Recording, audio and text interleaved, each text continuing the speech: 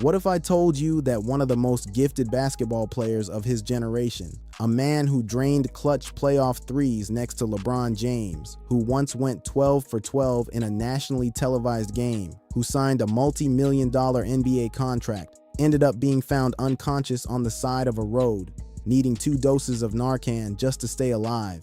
And what if I told you the most heartbreaking part of that story isn't the fall itself? It's everything that was already broken long before the cameras started rolling.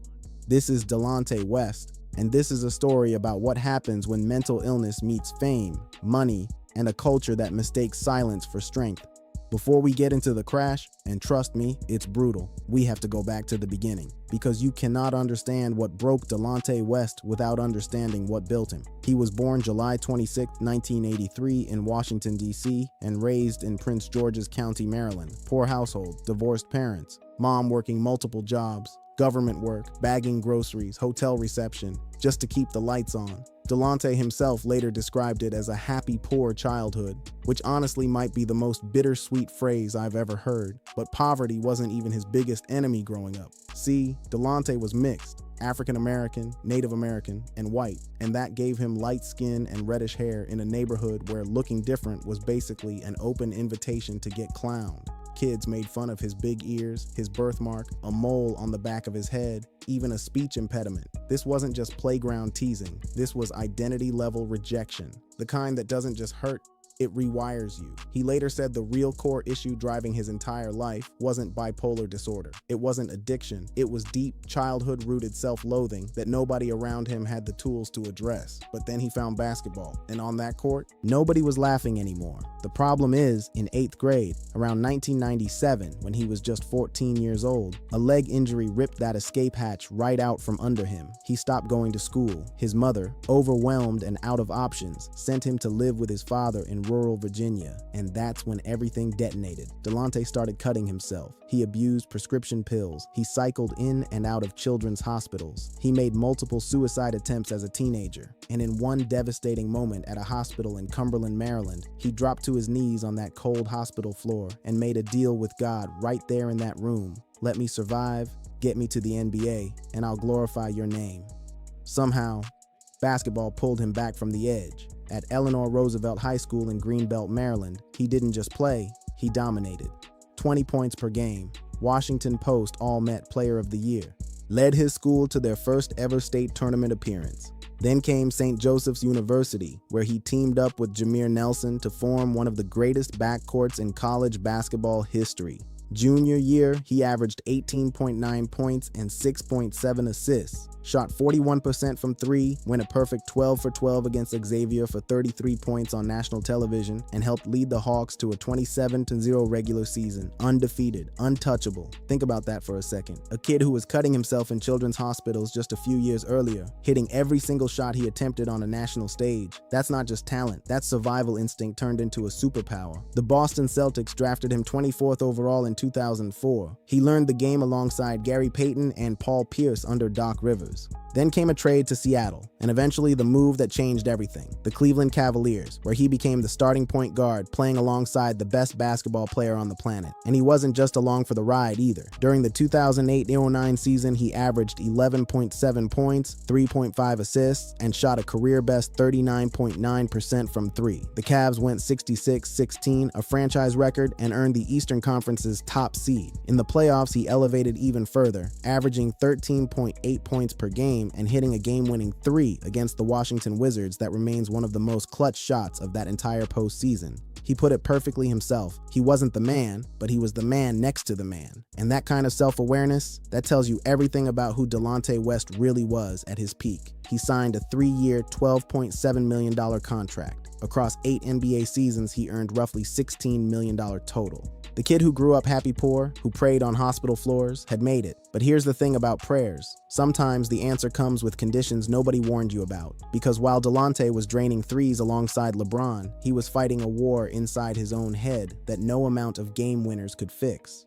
In 2008, after erupting in anger at a referee during a preseason scrimmage and feeling an overwhelming urge to walk away from the team entirely, he finally sought help. A specialist in the DC area diagnosed him with bipolar disorder, and his reaction to that diagnosis was completely, devastatingly human. He said his first response was, "What does that mean?" and that he had to go home and Google it just to understand what he was dealing with. A professional athlete making millions of dollars, getting a life-altering diagnosis, and turning to a search engine to make sense of it. He went on medication, including Seroquel, and tried to be open about it. He even planned a foundation to help young people dealing with bipolar disorder. But what came next hit like a gut punch nobody saw coming. On September 17th, 2009, Delonte was pulled over in Maryland on a three-wheeled motorcycle for a minor traffic violation. What police found was staggering: a 9mm Beretta in his waistband, a .357 Magnum strapped to his leg, a shotgun in a guitar case, and a knife. His explanation was actually straightforward. He said he was relocating the weapons after his mother warned him his cousin's kids had found them in a closet. He also said that night was his first time taking his newly prescribed medication, and it hit him far harder than expected, dropping him into a level of drowsiness he'd never experienced before. But the internet didn't want context. The memes wrote themselves. And almost overnight, the narrative around Delonte West shifted permanently. He went from clutch role player to that crazy dude with the guns on a motorcycle. He pleaded guilty to weapons and traffic charges, received probation and community service, and got suspended for the first 10 games of the following season. His salary dropped from $4 or $5 million per year down to league minimum contracts for the rest of his career. The diagnosis didn't just affect his well-being. It literally cut millions of dollars out of his future. Every new team made him sit with a therapist before they'd even consider signing him, treating him like a liability instead of a human being going through something. And then came the rumors. Completely unfounded, deeply disrespectful rumors about a personal relationship with LeBron James's mother. Rumors Delonte has repeatedly and emphatically denied. But the internet doesn't need facts to run with a story. That rumor became inescapable, a permanent stain on his public identity. It got so bad that when his son was born, Delonte refused to name him Delonte West Jr. because he didn't want his own child going to school and hearing those jokes aimed at his family name. That one hits different. A father who loved his son so much he wouldn't even pass down his own name. By 2012, he had stopped taking medication entirely. He later said he always doubted the bipolar diagnosis and came to believe his struggles were rooted in temporary depression, intense self-loathing from childhood, and the unique pressure of going from nothing to millions overnight with no financial literacy to manage it. Whether that reframing was accurate or a form of denial is something only Delonte and his doctors can really answer. But what's not up for debate is what happened next. He was waived by the Mavericks in late 2012. Brief stints overseas in China and Venezuela followed. A D-League comeback gave him one last shot, where he averaged 14.8 points per game, but injuries ended even that. By 2015, his playing career was effectively over, and then came the images that shattered the basketball world. Photos of Delonte West barefoot at a Jack in the Box, then panhandling on a Maryland roadside. In 2020, a video emerged of him being beaten on a DC area highway while in handcuffs. A video so disturbing, it reignited every conversation about how the NBA treats the people it leaves behind. The cycle that followed was almost mechanical in its cruelty. A mental health episode would trigger substance use would lead to a public incident, the incident would go viral, someone would intervene, brief sobriety would follow, and then relapse would hit, rapidly, publicly, and in the most heartbreaking ways imaginable. His substance use had escalated far beyond what most people realized, progressing from prescription pills to alcohol to embalming fluid-laced cigarettes known as wet,